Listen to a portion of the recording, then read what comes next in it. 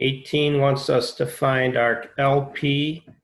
Arc LP is here. Now, some information that we have is that arc LR is 100 degrees.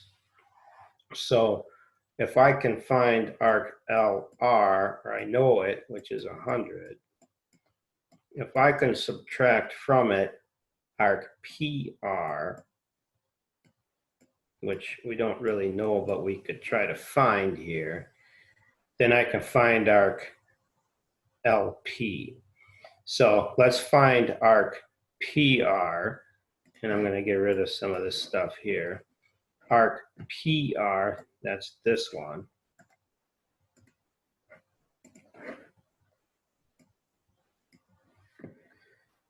Has to do with this angle, MQS, which notice its vertex point is outside the circle.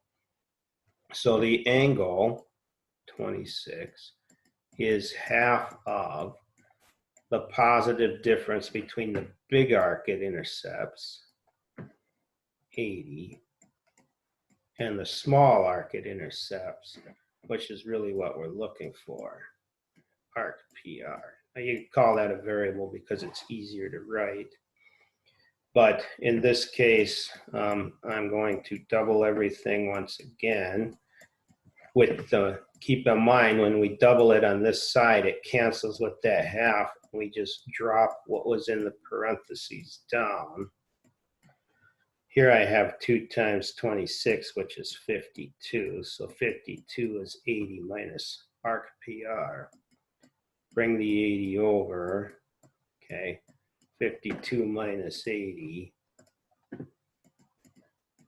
gives us a negative 28. So negative 28 is a negative arc PR.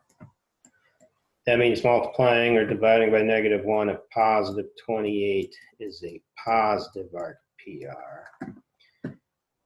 LR is 100, so 100 minus PR, which we found to be 28, gives us 72. 72 degrees is arc LP. And finally, the last one, number 9, find X. You'll notice they gave us the angle that intersects it.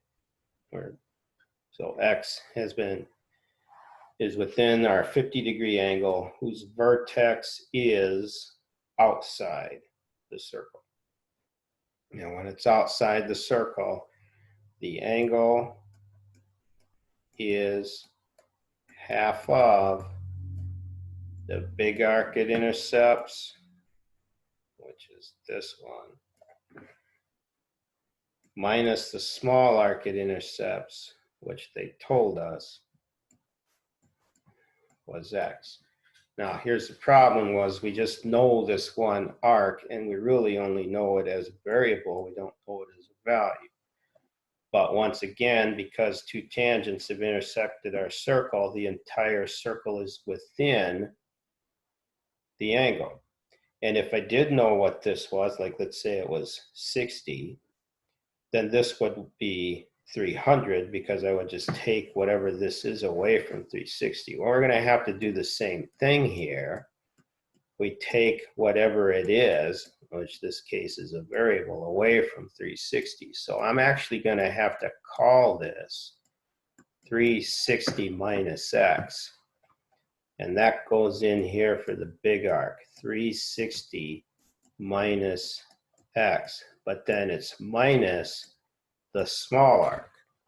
So combining like terms inside my parentheses, I get that 50 is actually half of 360 minus 2x. And if you notice up here, we doubled everything because we didn't have even values or even coefficients or whatever. Here I do, so I'm actually going to distribute this half through because it'll cancel with my even quantities. Half of 360 is 180, and half of a negative 2x is just minus x. All right, bring the 180 over. And I go negative 130 is a negative x, which means x is a positive 130. 130, 130 degrees. God's blessings to you. Have a good day.